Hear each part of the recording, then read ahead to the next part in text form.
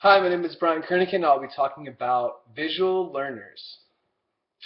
To start, in the classroom, everyone learns differently, and teachers need to be aware of this when communicating with their students.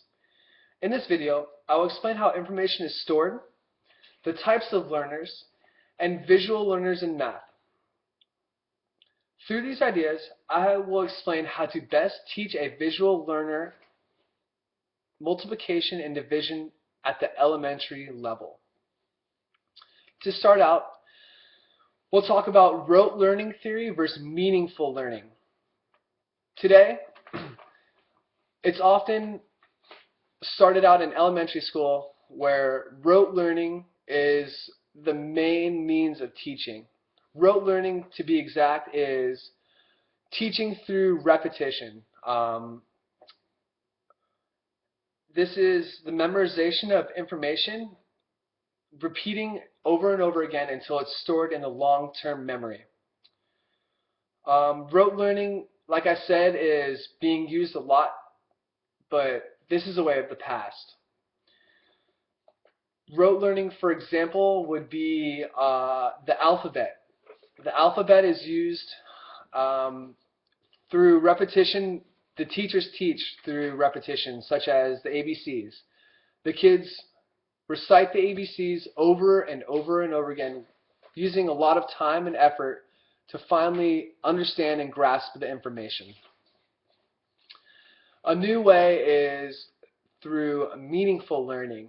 Meaningful learning is difficult, but this is what teachers nowadays use to store information, to get the kids interested and to get them to store information. Meaningful learning is relating the new information to previous material. Meaningful learning has a much higher retention rate, and kids are able to process and understand by relating the information to past events, which helps them store the information in the long-term memory. So again, rote learning is through repetition. Meaningful learning is through previous knowledge and looking at the past to gain this information and to store it. Next, we'll talk about the types of learners in the classroom. To be exact, this is a theory. This theory is based upon three different types of learners. First is a kinesthetic learner. Kinesthetic learners are learners that learn hands-on. For example, baseball. A kinesthetic learner in baseball wouldn't be visually taught, wouldn't be told what to do, but what exactly he would be doing is would go on the field with a bat and a ball and play. Kinesthetic learners learn best by being active and being a part of the process. Another type of learner that teachers could see in the classroom is auditory learners. Auditory learners gain information by simply hearing. Next, we have the visual learners, and this is where I'm going to focus on the most. Visual learners learn best by looking at graphics. Visual learners use their eyes as a means of storing information. They take this information by looking at it, processing, and then putting it into a long-term memory. It is so important for teachers now to understand that there are different types of learners in the classroom, and not only for them to teach one way, but to try and have a bunch of different ways of teaching. Like, for example, maybe not always lecturing, but drawing pictures would be really important, because you would get to the class, you would get to different types of learners in the class, and it'd be a great way of gaining information for the students.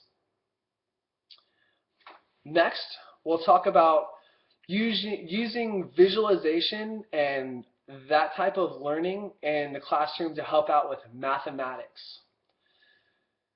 Like I said earlier, in elementary mathematics, a lot of teachers teach by using rote learning, which is by repetition, repetition, repetition. And this is a way of the past.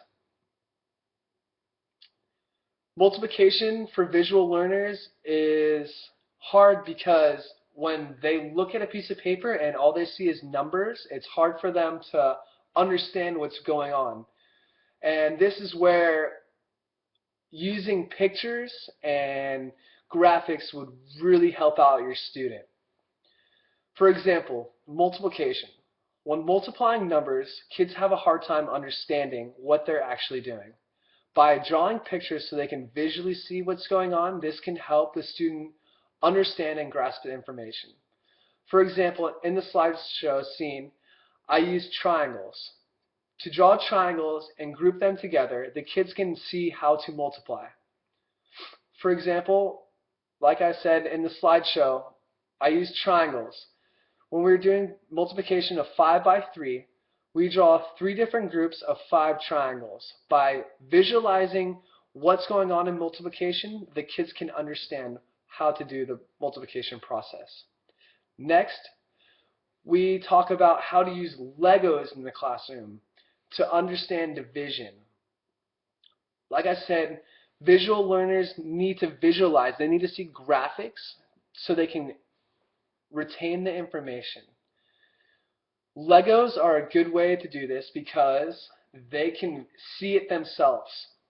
As the slideshow shows, by showing the Legos and having smaller pieces of Legos, they can see how to divide and how the division process takes place. On the slideshow, we had one Lego with 4 dots. These 4 dots show the whole. Then breaking it down by visually showing them what pieces are and what the values represent can really help out the visual learner, and they can best grasp the information. So going over the 3 things, teachers now need to start using meaningful learning for elementary math to help them fully grasp. Then again, the teacher needs to realize the types of learners in their classroom by kinesthetic, the audio, and the visual. Next, we talk about the elementary division and multiplication for the visual learner in the classroom. The visual learner, like I said, will grasp the information a lot better because they can see it, and that's the type of learning they do. Thank you so much.